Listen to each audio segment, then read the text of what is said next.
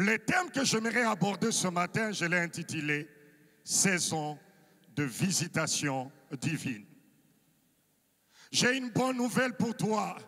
Dieu au ciel s'est décidé de te visiter. C'est lui qui a résolu de te visiter, ce n'est pas un homme. Mais c'est le créateur de toutes choses. C'est lui qui est le maître des temps et des circonstances qui a décidé de te visiter. Et quand Dieu décide de nous visiter, il n'y a pas un seul aspect de ta vie qui ne sera pas touché. Il va toucher toute ta vie et dans tous les domaines et aspects de ta vie. Il y a quelques passages de la parole de Dieu que nous allons lire. Mais vous savez, j'aime toujours le dire, nous sommes ici de l'école de Roland Dallot et j'aime toujours enseigner avec un petit canevas. Alors pour ceux qui écrivent, j'ai 5 points que j'aurai à développer. Le premier point, ça sera l'introduction générale de mon message que je vais clôturer en définissant les 3 concepts clés de notre thématique. Le deuxième grand point que nous aurons à développer, ça sera le préalable.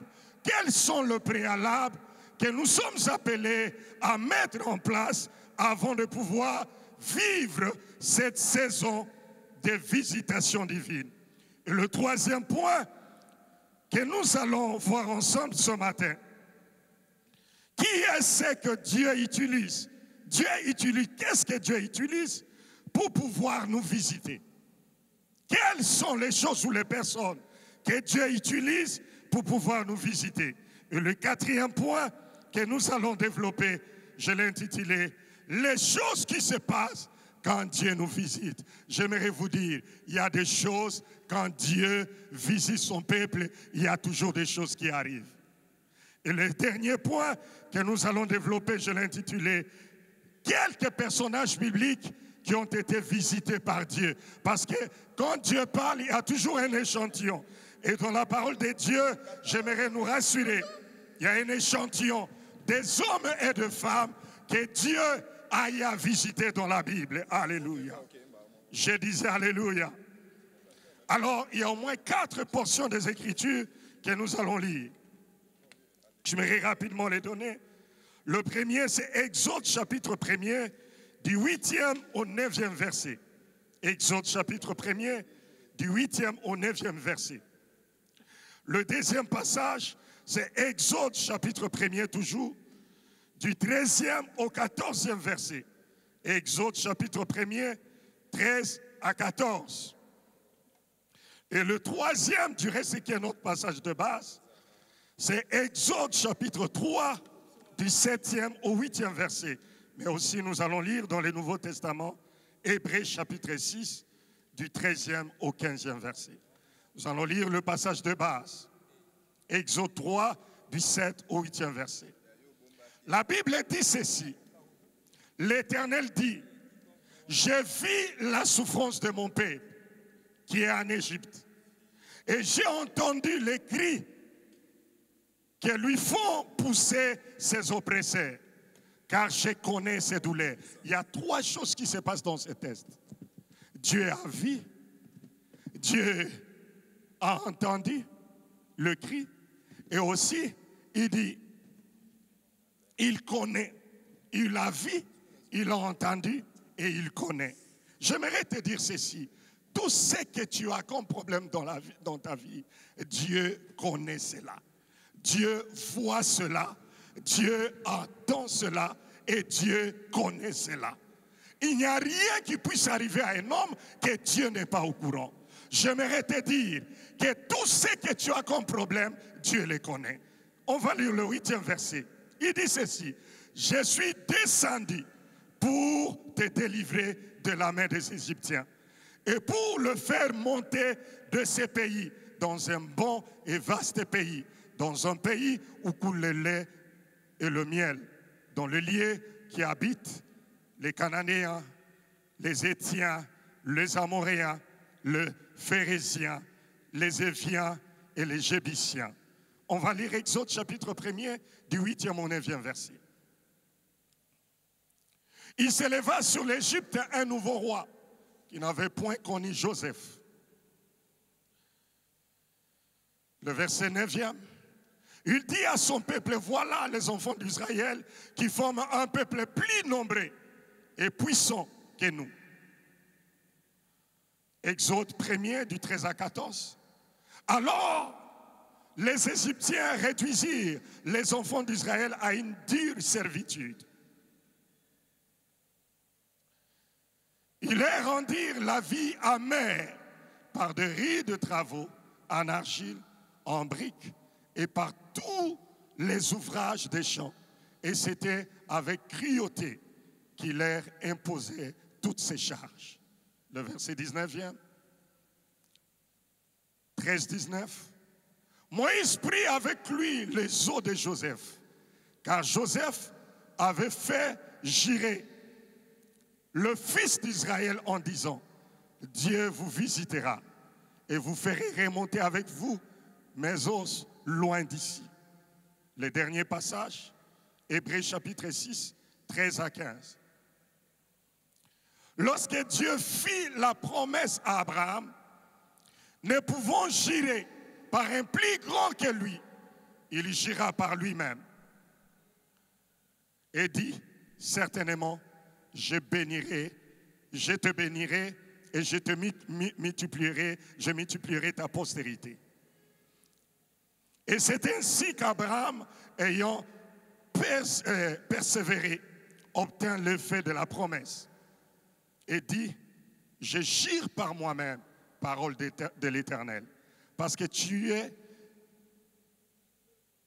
je jure par moi-même, parole de l'Éternel, parce que tu as fait cela et que tu n'as pas refusé ton fils, ton unique. Verset 17e.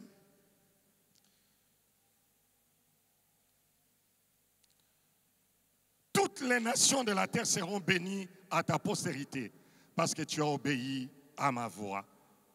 Le dernier verset que nous allons lire.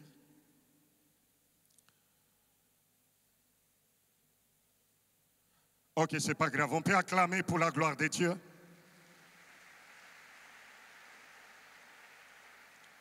Saison de visitation divine. Vous savez, cette saison, ce n'est pas une saison qu'un homme a déclarée. Mais c'est le Dieu créateur, le maître des temps et des circonstances, qui a décidé de nous visiter, de te visiter et de me visiter.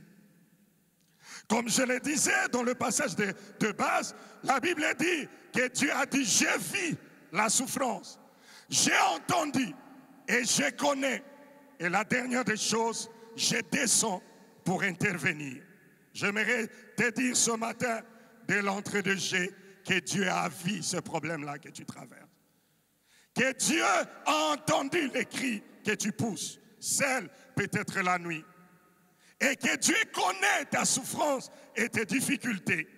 Et comme résolution, il a décidé de descendre pour te visiter et pour te délivrer. Vous savez, pour mieux comprendre cette histoire ou ces messages que nous allons apporter ce matin, il est important de commencer par la vie d'un homme qui a été une pièce maîtresse que Dieu a utilisée à la personne de Joseph. L'histoire de Joseph, pour ceux qui sont lecteurs de la parole de Dieu, vous trouverez cela à partir dans le livre de Genèse, à partir du chapitre 37e jusqu'au chapitre 50, vous trouverez l'histoire de Joseph. Joseph est le fils aimé de Jacob. Et un jour, Jacob a envoyé ses enfants. Bien sûr, le grand frère à Joseph allait paître les troupeaux à Sichem, comme cela est dit dans la Bible. Et quelque temps après, Jacob demande à son fils Joseph d'aller voir ses frères à Sichem et savoir comment est-ce qu'ils allaient. Et c'est comme ça que Joseph a pris ses bagages. Il a effectué ce voyage pour aller voir ses frères à Sichem.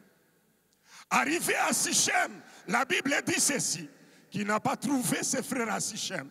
Il a commencé à se renseigner pour chercher à savoir où est-ce qu'ils sont allés. Et finalement, on dira à Joseph qui sont allés à Dothan. Dothan, c'est au nord de Sichem et à 20 km de Sichem. C'est comme ça qu'il était obligé de se diriger vers Dothan. Et de loin, quand ils ont vu Joseph arriver, ils ont dit hey, voici le faiseur des songes. Parce qu'ils avaient de la haine vis-à-vis de Joseph à cause des songes qu'il allait faire. Et quand Joseph s'approchait, ils ont se mis à disputer. Nous devons les tuer, nous devons l'éliminer. Mais l'aîné s'est levé, il s'est dit non, ne faisons pas cela.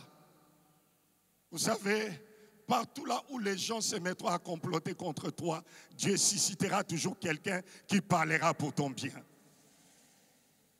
Et l'aîné se lèvera et dit non, écoutez, ne faisons pas du mal. Mais nous allons quand même organiser un coup. On va tuer un animal, on va prendre l'habit de notre frère que nous allons tremper dans le sang, on va renvoyer à Jacob pour dire que notre frère... Et après, il y a eu les marchands qui passaient les Madianites et finalement, Joseph a été transformé en une marchandise vendue par ses frères. Et quelques temps après, il s'est vu racheter par Potiphar. Arrivé chez Potiphar, à cause de sa beauté, la femme de Potiphar demande d'aller avec Joseph. Joseph a dit non. Celui qui connaît sa destinée tiendra, quels que soient les défis et quelles que soient les tentations. Et après avoir été tenté, comme il y avait preuve, les habits de Joseph sont entre mes mains. Je ne sais pas, tu es en prison, tu me suis en ligne. On a brandi des preuves, mais sache que Dieu te sortira de là. Et Joseph se retrouve en prison. Et là, en prison, il continue à fonctionner. Parce qu'un homme spirituel, le corps peut être emprisonné, mais le spirituel, l'esprit n'est jamais emprisonné. Comme Paul, quand il était en prison, c'est là qu'il s'est mis à écrire beaucoup de ces lettres que nous lisons aujourd'hui et que nous prêchons. Et là, en prison, les dons de Joseph vont continuer à fonctionner. Et un jour, il y a eu un problème. Il fallait quelqu'un qui devrait interpréter les songes du roi. Et on est allé chercher Joseph. Écoutez, à cause de ce que tu connais, on viendra te chercher même dans cette bicoque-là. Et on l'amène, et Joseph va interpréter les songes du roi. Et tout est parti de là, on l'a fait sortir de la prison et on l'a placé comme premier ministre. Et étant premier ministre, à cause de la famine, le même Jacob a envoyé ses frères pour aller chercher à manger. Et c'est là que les songes de Joseph commencent à se réaliser. Et Joseph les reçoit et il les installe dans le meilleur parti du pays appelé Goshen. C'est là qu'il a installé ses frères.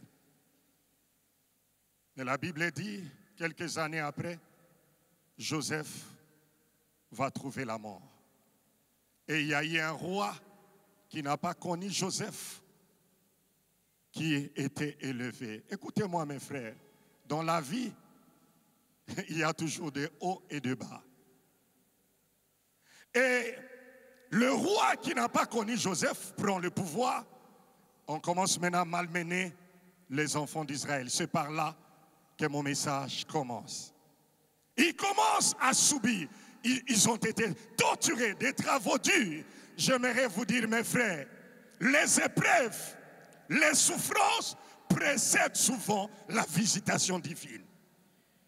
Cette situation par laquelle tu passes annonce que très bientôt, le Dieu de la Bible va déchirer le ciel et descendre pour te sauver.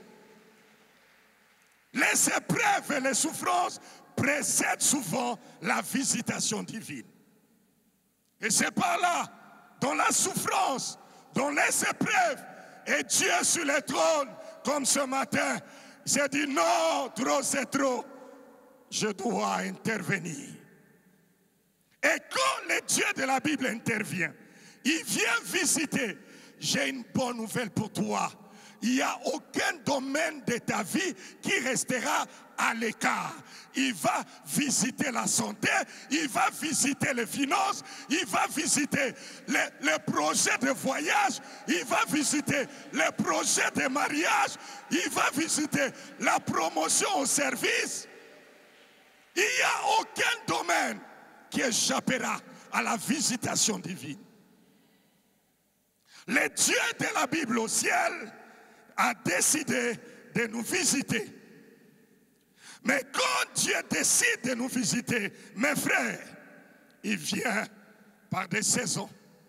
Il y a des moments où il dit, maintenant là, je descends. Mais c'est quoi ces mots saison? Une saison veut tout simplement dire époque de l'année caractérisée par un certain climat. Époque de l'année qui est caractérisée par un certain climat. Mais il y a une vérité à ce qui concerne la saison, peut-être que nous ignorons. Et pour notre information, il existe des catégories de saisons importantes. Premièrement, la saison de la vie. La saison de la vie, qui est subdivisée en trois. Il y a ce qu'on appelle matin, il y a ce qu'on appelle midi et il y a ce qu'on appelle soir. Et la saison de la vie, mes frères, est non récupérable. Je commence par le matin. Le matin, dès qu'un enfant est dans les seins maternels, tel que le bébé qu'on venait de présenter ici, jusqu'à ce qu'un jour, il décidera de commencer sa vie comme ma fille Dorcas qui a été bénie hier ici. Et deuxième phase, c'est ce qu'on appelle le plateau de la vie. Quand on a atteint 50 ans, la courbe commence à descendre. Et la troisième, c'est le soir ou la nuit. C'est à partir de 50 ans, même jusqu'à 65, là où on commence déjà à préparer, on est appelé à aller en retraite. Écoutez-moi, la majorité des gens qui sont ici, vous êtes jeunes. La vie, les saisons de la vie, il faut savoir bien les gérer. La force que tu as aujourd'hui, jeune, dans quelques années, tu n'auras plus cette force-là. Aujourd'hui, il t'arrive peut-être facilement, tu peux avoir $1 000, tu peux avoir $5 000 et tu sors avec $1 000 et quand tu rentres le soir, c'est juste à l'entrée à la porte. Mais je suis sorti et tu ne sais même pas reconstituer comment est-ce que tu as utilisé l'argent. Parce que c'est la saison, la jeunesse. Écoutez-moi, il y a de ces saisons de la vie que quand ça passe, ça passe. Il faut être sage, il faut être intelligent. Et il y a deuxième type de saison. On parle en termes de saison. Saison atmosphérique. Contrairement au premier, ce sont des saisons qui partent et qui reviennent. Les quelques minutes que j'ai commencé à introduire mon message ici, je ne pourrai plus jamais le récupérer. Il y a quelques années en arrière, à l'époque où nous étions encore à l'école, j'avais un professeur, d'ailleurs, il est de cette église, Godefroy. Il ne cessait de répéter chaque fois qu'il est entré à l'auditoire. Mes amis, les quelques minutes que je suis entré ici, je ne pourrai plus jamais le récupérer. C'est-à-dire qu'il faut être rationnel dans la gestion de son temps et même de sa vie. Et la saison atmosphérique, qui est saison de pluie, saison sèche, ça part et ça revient. Ça part et ça revient.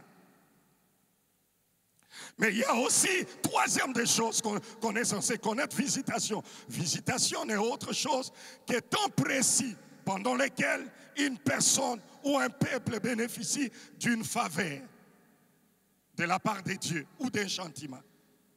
Mais pour ce matin, c'est la faveur de Dieu, mes frères, que je suis venu annoncer. Je ne suis pas venu annoncer un châtiment. Parce que Dieu m'a dit qu'il est prêt à visiter plusieurs personnes. Dieu m'a dit qu'il y a beaucoup qui sortiront de l'anonymat. Alléluia. Et le troisième concept, c'est divine. Divine qui veut tout simplement dire qui est en rapport avec Dieu. Deuxième point, le préalable. Quels sont les préalables pour vivre la saison de la visitation divine? Quels sont ces préalables? La première des choses, mes frères, on peut crier ici, vous serez visité par Dieu, vous serez bénis par Dieu, c'est bien. Mais la première des choses, mes frères, c'est la sanctification, sans laquelle personne ne verra Dieu. La vie des hommes n'est pas liée seulement au bien matériel.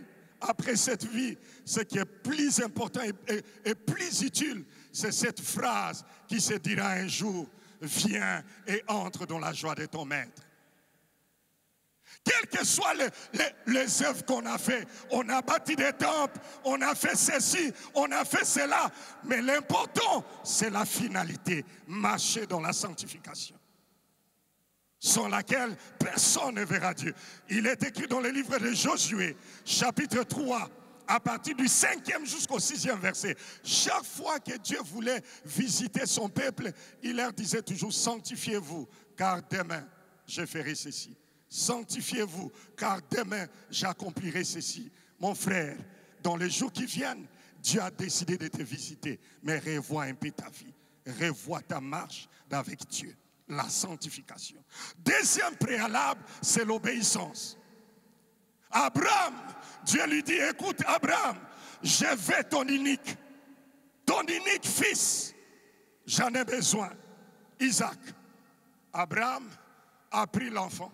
Il a commencé à effectuer un voyage sans connaître la destination. Il a tout simplement dit, je te montrerai la montagne sur laquelle tu vas sacrifier Isaac. Mais il ne savait pas. La Bible dit, pendant qu'il était en train de marcher, arrivé quelque part, de loin, et là il dira à ses serviteurs, toi reste ici. Parce qu'il y a de ces choses qu'on ne doit pas faire aussi au vu de tous. Il dit, toi tu restes ici. Parce que là, moi et l'enfant, nous devons aller adorer Dieu. À cause de l'obéissance. Sommes-nous obéissants à la parole de Dieu? Sommes-nous obéissants à ce que Dieu nous demande de faire? La Bible dit, l'obéissance vaut mieux que le sacrifice. Tu peux te dire, non, je suis celui qui donne plus que tout le monde. C'est bien, je n'en disconviens pas. Mais est-ce que tu marches selon le principe que Dieu a établi dans sa parole? L'obéissance à la parole de Dieu. Abraham a obéi. Et à cause de son obéissance, Dieu l'a honoré. Troisième des choses, l'unité. Une famille divisée, un couple divisé. Pendant que j'étais en train de prier, je voyais un couple. Ça fait 1 mois et quelques semaines. L'homme dit, nous devons faire ça. La femme dit, nous devons faire ça. Et jusqu'au jour d'aujourd'hui, il n'y a pas d'attente. Et il continue toujours. Chacun campe à sa position. On doit faire ça. L'autre dit, on doit faire ça. Écoutez-moi, là où il n'y a pas l'unité, vous risquez de tourner en rond des années pour des histoires que vous deviez déjà avancer. Et cela, Dieu vous demande de revenir à la raison. L'unité, c'est parmi le préalable. Montre-moi une nation unie, je te montrerai une nation qui fera des exploits. Montre-moi une famille unie, je te montrerai une famille qui fera de grandes choses. Juste une personne peut être bénie et toute la famille peut se retrouver à cause d'une bénédiction d'une seule personne. Quatrième préalable, c'est l'amour. L'amour. Est-ce qu'il y a encore l'amour parmi les enfants de Dieu? Est-ce qu'il y a encore l'amour dans nos familles? Au jour d'aujourd'hui, les enfants de Dieu sont les premiers qui s'entraquissent entre eux, même dans les entreprises, dans les séculiers. Tu trouveras un enfant de Dieu qui se réunit avec des païens pour faire du mal à son frère. Où est parti l'amour? Où est parti l'amour? À l'église même, on trouve cela. Écoutez mes frères, Dieu n'a pas l'amour, mais Dieu est amour. Et tel qu'il est, tel que nous sommes censés être. Celui qui veut vivre la visitation divine est appelé à marcher dans l'amour. Non pas l'amour théorique, mais l'amour pratique. Il faut pratiquer l'amour. Vous savez, c'est drôle que même à l'église, quand le pasteur dit « salue ton voisin », tu as tendance à ne pas saluer ton voisin. Écoutez-moi, un chien vivant vaut plus qu'un lion mort. Celui qui est assis à tes côtés aujourd'hui, tu ne sais pas qui il deviendra dans une semaine. À cause de la visitation divine, il y a des gens que Dieu va arracher de quelque part. Il va les faire sauter des étapes et les imposer quelque part. Oh mes frères, Dieu est en train de préparer de grandes choses. Et la dernière des choses comme préalable, c'est la foi. La foi, mes frères. Un homme de foi, une femme de foi, c'est celui qui est prêt à vivre le miracle de Dieu. Car le miracle fait partie de la visitation divine. Marchons-nous encore par la foi, où nous sommes ceux qui sont attachés à la vie. On est prêt à détruire son voisin, juste pour qu'on puisse te faire confiance. Écoutez-moi mes frères, tout ce qui a comme fondement mensonge finira par s'écrouler un jour. Tout ce qui a comme fondement hypocrisie finira un jour par éclater. Alléluia. Marchons par la foi et nous verrons la main de Dieu. Mais la troisième des choses, qu'est-ce que Dieu utilise pour pouvoir nous visiter? Quelles sont les personnes que Dieu utilise pour pouvoir nous visiter? S'il faut parler en termes de personnes. Mais souvent, il y a plusieurs. Mais ce matin, je me rends parler de deux. Deux types. Premièrement, pour visiter les hommes, souvent dans la Bible, Dieu a utilisé les anges. Ceux qui sont lecteurs de la Bible, vous allez vous rendre compte que même ce mot ange est repris 283 fois dans la Bible. 108 fois dans l'Ancien Testament et 175 fois dans le Nouveau Testament. Et parmi les doctrines essentielles de la foi chrétienne, l'angiologie, c'est parmi des doctrines importantes et utiles, mais qui est tordue de nos jours, qui est très mal enseignée. Les anges sont les êtres suprêmes créés par Dieu et qui sont au service des hommes. Et souvent, Dieu utilise les anges dans des moments les plus compliqués où il ne peut pas utiliser autre chose. Il s'est dit non, j'utilise mon armée céleste. Je lève ma main droite et j'aimerais déclarer sur ce peuple qui me suit ce matin. Quel que soit ce que tu connaîtras, même si le véhicule va tourner 3 fois, Dieu va mobiliser l'armée céleste qui soutiendra le véhicule. Le véhicule aura des problèmes, mais toi tu sortiras intact sans même qu'il y ait quelque chose sur ton corps. Pourquoi? Parce que Dieu utilise son armée pour pouvoir te protéger. Dieu utilise les anges dans des missions compliquées, mes frères. Il y a quelques années en arrière, un de mes pères, celui qui m'a cédé le micro pour la première fois, le révérend Jean-Pierre Ndiani, il revenait de Pointe-Noire, là où il était parti prêcher la bonne nouvelle. Il atterrit à Maya-Maya, la guerre de Sassou et Lissouba s'éclate. Il ne savait pas où aller. Il voit seulement quelqu'un sortir de nulle part. Il tient par la main. Il dit, donne-moi tes bagages. Allez, allons-y, suis-moi. Il sort de l'aéroport. Jusque là où le Messie a garé le véhicule. Il mêle sa valise. Il dit, monte, on part. Le Messie prend des routes compliquées, jusqu'à ceux qui sont sortis de la zone où ça crépitait de partout. Et quelque part là où il y avait des taxis, il a dit, à partir d'ici, tu peux aller maintenant. Il descend, il part. Il nous dit, il n'a jamais revu cette personne. Et pour lui, ça doit être un ange que Dieu a dépêché. J'aimerais déclarer, même si tu seras dans un avion, et que l'avion était au point de connaître crash, à cause de ta présence dans cet avion, le Dieu créateur enverra son armée invisible et tu sortiras de là indemne au nom de Jésus-Christ. Dieu utilisera les anges pour des missions exceptionnelles. Même quand on mettra du poison, l'ange de l'Éternel prendra cela, il va secouer. Et quand il prendra, ça deviendra du miel. Deuxième type de personne que Dieu utilise les hommes.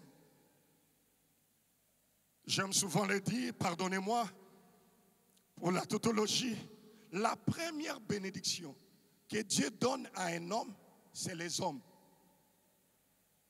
Ah, quelqu'un n'a pas entendu. La première bénédiction que Dieu peut donner à un homme, c'est les hommes. En d'autres termes, les relations, les bonnes personnes que Dieu peut te donner. C'est ça la première richesse que Dieu te donne. C'est pourquoi, mes frères, s'il vous plaît, ne néglige personne dans ta vie. Un jour, un des aînés, un prophète Pita, il est le promoteur de l'école complète scolaire Makaya à Masina Petro Congo. À l'époque de Mobutu, moi je ne suis pas d'aujourd'hui. Il quittait Kinshasa, il allait au Congo central parce qu'il c'est un architecte. Il a eu à gagner des marchés au Congo central. Et pendant qu'il était seul au volant de sa Jeep, de passer Kassangoulou, il connaît un accident. 3 tonneaux, pas 3 fois. Inconscient. Mais dans son sac, il avait une somme plus de $5,000. Et on l'amène, il attend seulement comme des bruits de loin. Oh, c'était les villageois qui tournaient les véhicules pour les faire sortir de là. On le fait sortir de là, on l'amène rapidement à l'hôpital. Arrivé à l'hôpital, on intervient rapidement. Il retrouve quand même un sens. Il dit, mais où je suis? Il dit, non, tu venais de connaître un accident. Premier réflexe, où est mon sac? On sort le sac, on lui remet. On vérifie, même pas $1 qu'on a enlevé. C'est parmi les choses que j'aime, ma belle famille est de ce côté-là, du côté Congo central. Il retrouve l'argent tel que c'était là. Et on le met dans l'ambulance rapidement vers Kinshasa parce qu'au niveau de Kassangoulou, on ne pouvait pas soigner. Et quelques temps après, il me dira, Jean-Pierre, c'est ce jour-là que j'ai appris, l'argent n'est rien. Celui qui te sauvera la vie, même les millions que tu auras à tes côtés ne feront rien. S'il vous plaît, respecte les hommes plus que l'argent. Toi qui viens à l'église, tu es là à l'église, même si on dit salut ton frère, c'est comme si pour toi il est tellement sale que tu ne peux pas le saluer. Écoutez-moi, la vie, aujourd'hui tu peux être auprès de Dieu et demain te retrouver down. S'il te plaît, respecte l'homme qui est à tes côtés. L'argent n'est rien, tout passera un jour. Respectons les hommes, considérons les hommes tels qu'ils sont. Et c'est la leçon qu'il nous avait donnée. Les choses qui se passent, je vais revenir à cela, car c'est mon dernier point. Les choses qui se passent quand Dieu nous visite, il y a des choses qui se passent, mes frères. Quelles sont les choses qui se passent quand Dieu décide de nous visiter? La première des choses, c'est pour nous prouver son amour. Quand Dieu décide de te visiter, écoute-moi, toi qui n'as personne, pendant que j'étais en train de prier, je voyais quelqu'un qui avait des insomnies, qui ne fermait pas l'œil, qui pleurait la nuit. J'aimerais te dire, calme-toi. Tu vois, Dieu a vu, il a entendu, il connaît et il a décidé de descendre pour te visiter. C'est à cause de son amour. Dans le livre de 1 Samuel, chapitre 2, le verset 21, nous trouvons l'histoire de cette dame appelée Anne qui pleurait parce qu'il y avait un sérieux problème, mais elle pleurait dans la présence de Dieu en train de prier. Et l'homme de Dieu vient, il dit, écoute, mais non, il est matin, sors quand même. Il dit, non, ta servante. Et après l'homme de Dieu lui dit, écoute, lève-toi et va à la maison. Et au 2e chapitre, la Bible nous dit que Anne a eu 3 filles, 3 fils. 3 filles et 2 fils, quelque chose comme ça. Alléluia. Je disais alléluia. Quand Dieu nous visite, c'est pour nous témoigner son amour. C'est pourquoi j'ai une bonne nouvelle pour toi. Dieu va te témoigner son amour. La chose que tu attends de Dieu, tu vas témoigner la fidélité de Dieu. Lorsque l'Éternel y visitait Anne, on a levé le passage que je voulais lire. Elle devait enceinte et elle enfantant 3 fils et 2 filles. Écoutez-moi, quand Dieu va te visiter, les gens se poseront des questions. Tu as touché à quoi? Tu diras que je suis victime de la visitation divine. Quand Dieu va te visiter et que tu seras entre les avions dans les jours qui viennent, rappelle-toi ce matin que Dieu a déclaré une saison de visitation divine. Peu importe le nombre d'années que tu as fait au chômage, peu importe l'âge que tu as, la visitation divine ne tient ni compte de l'âge, ni compte du nombre de fois que tu as été déçu, ni compte du nombre de fois que tu as eu tenté et qu'on t'a refusé. J'aimerais te dire, Dieu a décidé de te visiter. Et cela au nom de Jésus-Christ. Quand Dieu décide de visiter, même les sorciers de la famille deviennent aveugles. Quand Dieu décide de visiter, même les occultes de l'entreprise, le même chef qui te combat, c'est le même chef qui va signer les documents de ton élévation. Quand la saison de visitation arrive, la saison de visitation ne connaît pas de barrières. La saison de visitation, c'est comme une arme qu'on appelle missile à tête chercheuse. Cette arme, on peut la tirer à partir d'ici. Mais si la cible est à Kingantoko, ça va laisser toutes les maisons jusqu'à atteindre la maison dans la paix. Oh, j'ai une bonne nouvelle. La visitation de Dieu ne t'arrêtera jamais.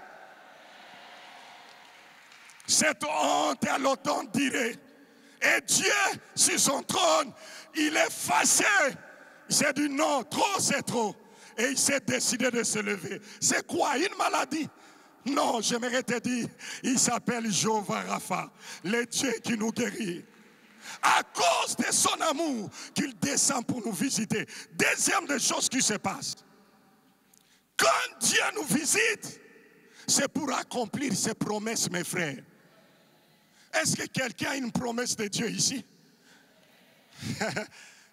Écoutez, personne ne dira qu'il n'a pas une promesse de Dieu. Toute la Bible est remplie de promesses. Question pour toi de t'approprier ces promesses, que ça devienne à toi. Et à cause de ces promesses, Dieu a juré. Il ne peut jurer que le plus grand. Il dit, écoutez, Nala Pindai, ce qui a balité, l'Obana Zanzambete. En d'autres termes, je jure par mon nom, s'il ne se marie pas, je cesse d'être appelé Dieu. Calme-toi. Vous savez, dans mon esprit, j'entends des bruits. Et des bruits qui annoncent des choses qui vont se passer dans ta vie. Dans les jours qui viennent, on viendra te chercher ici, on te trouvera ici, on ne va plus te trouver ici. Oh non, la sœur qui est au protocole, non. On te dit, mais il y a des semaines qui sont allées s'installer au Canada. Au Canada, oui, oui. J'aimerais déclarer, tu seras la première personne à fouler les sols que personne de ta famille n'a foulé.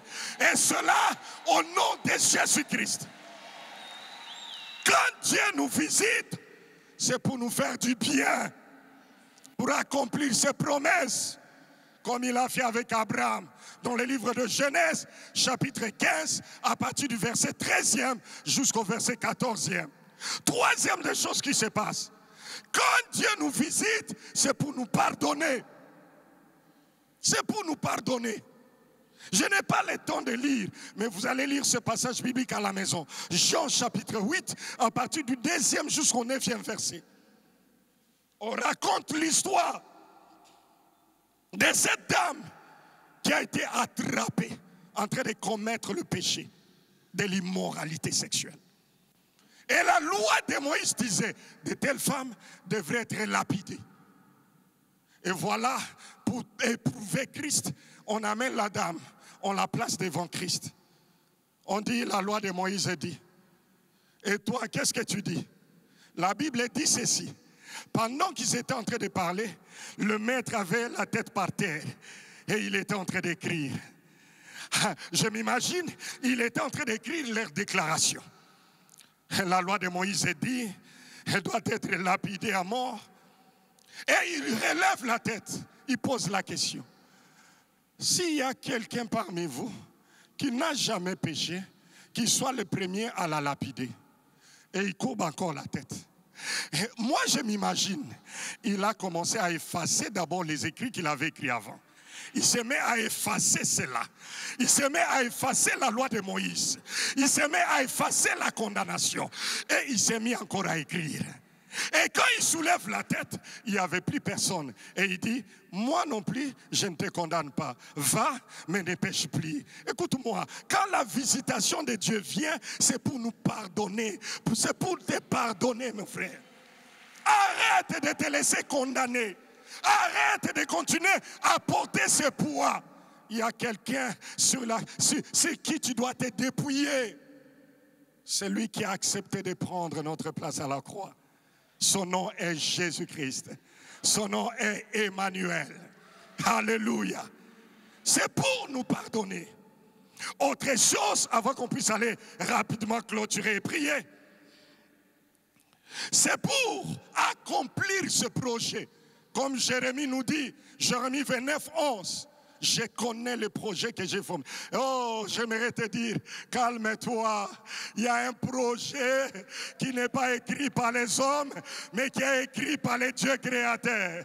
Même si les projets des hommes peuvent échouer, mais le projet de Dieu n'échouera jamais. Tu es le projet de Dieu. Et au moment opportun fixé par l'Éternel, tout le monde reconnaîtra que Dieu est avec toi. Même ceux qui parlent mal de toi chanteront et parleront au nom de ton Dieu. Autre chose qu'il faut dire pour clôturer. Cinquième, c'est pour nous donner sa paix et sa sécurité. Quand Dieu nous visite, c'est pour nous et qu'il puisse nous accorder sa paix et sa sécurité. Dieu ne peut pas, vous savez, Dieu est très jaloux. Dieu est comme cette mère qui a plusieurs enfants. Vous savez, moi je suis grandi moi je suis villageois. Nous, on mettait le tout comme ça. On met le riz, on met le pondou et tous les enfants s'asseyent autour de la table ronde. Et chacun en train de... Et quand maman voyait que les petits là, ils n'avaient pas la lyre de manger comme des grands. À la fin, il l'appelait toujours Kouya. Kouya, oui. Il prenait l'assiette, il lui donnait et maman était là pour veiller qu'aucun grand ne vienne les tourmenter. Vous savez la position de Dieu? Dieu est en train de veiller. Quand il va te bénir, Dieu va commencer à veiller sur ton mariage. Je vais voir qui viendra détruire. Dieu va veiller sur ton poste. Je vais voir qui vient détruire. Dieu va veiller sur ton élévation. Je vais voir qui viendra détruire. Personne ne s'approchera. Personne. Jusqu'à ce que tu vas consommer pleinement et totalement. Jusqu'à laver les mains, te rassasier et commencer à dormir. La visitation de Dieu est remplie de beaucoup de bonnes choses. Mais quelques minutes qui me restent, parlons de quelques personnages bibliques.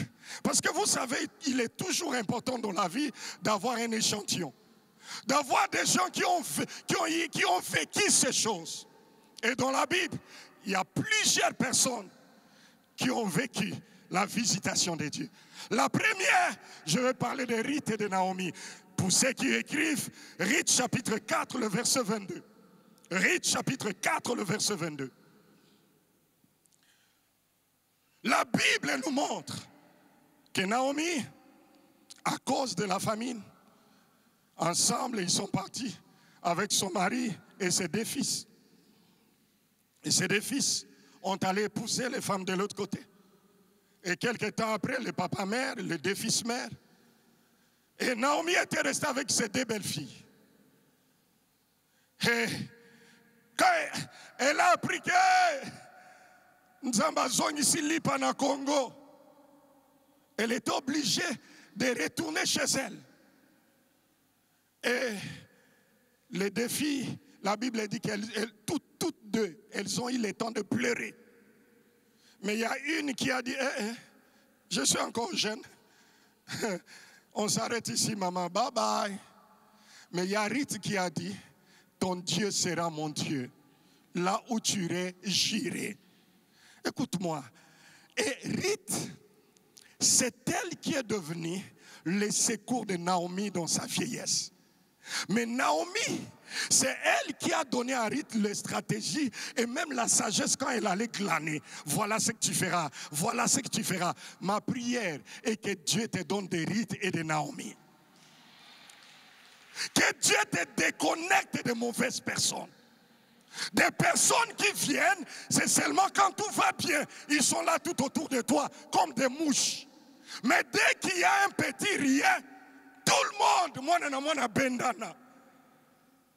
Et là, tu vas rester qu'avec celle avec laquelle tu es en alliance. Et peut-être vous allez commencer à vous regarder. Nous sommes passés par là. On n'a pas le temps d'entrer en profondeur. Alléluia. Je disais Alléluia. Que Dieu te donne des rites. Les rites sont des gens qui vous supportent dans votre vieillesse. Quand vous n'avez plus de la force, elles sont là pour vous assister jusqu'à votre mort. Que Dieu t'accorde des rites et que Dieu vous donne des Naomi. Deuxième, que Dieu te donne même des bons voisins. La Bible parle de cette veuve. Son mari était serviteur de Dieu, mais plein de dettes. Vous allez lire à la maison. Des Rois, chapitre 4, verset 3e. Et voilà, le créancier vient arracher les enfants d'un grand serviteur de Dieu, mort endetté. Seigneur, je te prie que dans mon église et dans ma famille, que personne ne soit endetté.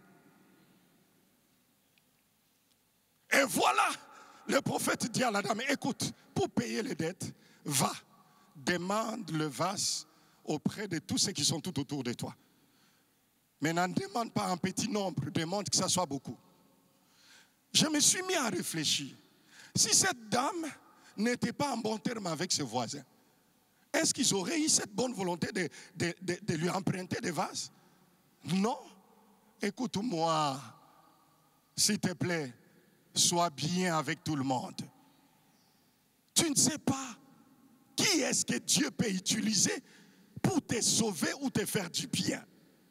Elle a été sauvée avec des vases empruntés par le voisin.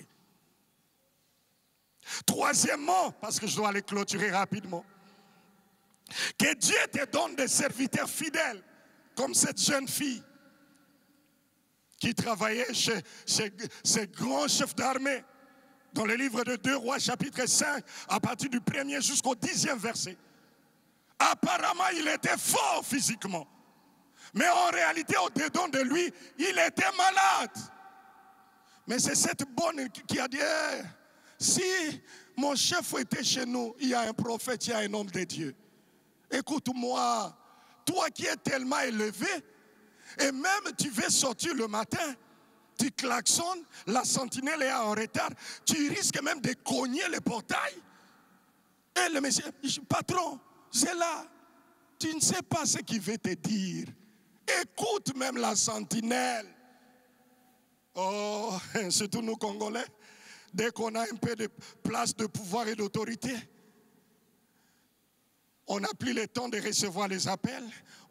Quelle est cette autorité? C'est lui qui est élevé en dignité, qui va gérer sans information. Écoute-moi, ne néglige personne. C'est lui qui a sauvé les grands généraux. C'est une bonne qui travaille à la maison. Et quand il a écouté le message de la bonne, et c'est comme ça qu'il a eu sa guérison. dans la vie ne néglige personne. La saison de visitation divine, Dieu peut passer même par une bonne. Autre chose que j'aimerais dire avant d'aller à mon dernier point, que Dieu te donne de Jonathan et de David. Nous sommes dans le livre de 2 Samuel, chapitre 9, le verset 1er. 2 Samuel, chapitre 9, le verset 1er. La Bible dit ceci dans le livre de 2 Samuel. 2 Samuel, chapitre 9, le verset 1er. Si les amis de médias peuvent me donner là. David dit, reste-t-il encore quelqu'un de la maison de Saoul pour que je lui fasse du bien à cause de Jonathan? Nous connaissons tous l'histoire, la relation qu'il y avait entre Jonathan et David. Jonathan, c'est celui qui allait voir David quand Saoul était au pouvoir. Il allait voir son ami pour lui dire, hey, mon ami, fais attention. Papa est en train de comploter ceci. Ma prière est que Dieu te donne des Jonathan, des hommes qui même la nuit, ils payeront leur transport et venir te dire, hé, Pasteur Rigaud, quitte ici. Que Dieu te donne des Jonathan. Et après Saoul est mort, David récupère le pouvoir. Et une fois arrivé au pouvoir, David se dit, ah, il y a eu quelqu'un au nom de Jonathan, mon ami. Il dit, est-ce qu'il y a-t-il encore quelqu'un de la famille de Saoul pour que je puisse lui faire du bien à cause de Jonathan? Il dit, ah, on est allé appeler un des serviteurs qui a eu à travailler aux côtés de Saoul à l'époque et qui vient. Il dit, oui, chef, je connais, il y a un, mais il y a un problème. Il a un problème d'handicap sérieux. Or, la loi de David disait ceci. Un handicapé ne peut pas entrer dans le palais royal. Le roi était obligé de revoir le test de ce jour-là. Ma prière est qu'à cause de la visitation divine, même les lois seront revues. Et quelqu'un n'a pas écouté. À cause de la visitation divine, même les lois seront revues, et cela au nom de Jésus-Christ. On dit, il est à l'eau débat. Il est à l'eau débat. On dit, allez les chercher. Avoir la grâce dans le passé à travailler dans ces histoires. Vous savez, quand vous voyez le chef de l'État arriver aujourd'hui ici, sachez qu'il y a une semaine avant, il y a déjà un grand travail qui a été fait. Il y a des gens qui sont allés même jusque dans le WC appuyer les chasses. Parce qu'au cas où le chef a besoin de se soulager, s'il y a un problème de chasse, mais l'église risque d'avoir de sérieux problèmes. Et surtout les services de protocole. Et j'entends dans mes oreilles, le type là où il était, à l'Odébar, il attend seulement des sirènes. Waouh, waouh. Écoutez, la visitation divine n'a pas besoin que tu habites à Gombe, même à Maloueka, même à Kinseso, même à Kingasen Yasuka, même à Pakadjouma. Le Dieu de la Bible va te poursuivre là où tu es et il ne te ratera jamais. Et là où il était à l'Odébar, Dieu l'a suivi jusque-là. Le cortège est arrivé. Je m'imagine, c'est quelqu'un peut-être qui roulait avec son vélo comme à notre époque. Ils ont des vélos où soit il rompait à 4 pas. Il voit seulement les gens. Et lui-même, il s'est dit, je suis qu'un chien mort. Il avait peur parce qu'il se disait, c'est fini. Ah, des fois, la bénédiction de Dieu peut te faire peur, mais c'est par là qu'il va te faire sourire. Et on les prend. On le place dans le cortège, direction palais royal. Oh, mon frère, dans les jours qui viennent, on va te trouver là où personne ne s'imaginait qu'on peut te trouver. La personne que tu méprises aujourd'hui, demain, tu risques d'aller quelque part. C'est lui que tu trouves. Et c'est lui qui te reçoit. C'est pourquoi, fais attention. Et le cortège vient directement au palais. Et écoutez, le même roi qui a dit que tous ceux qui ont des problèmes d'handicap n'entrent pas. Il dit, à partir d'aujourd'hui, jusqu'à la fin de ta vie, tu mangeras sur ma table. La visitation de Dieu ne t'apporte pas quelque chose de temporaire, mais c'est quelque chose de permanent qui traverse les générations.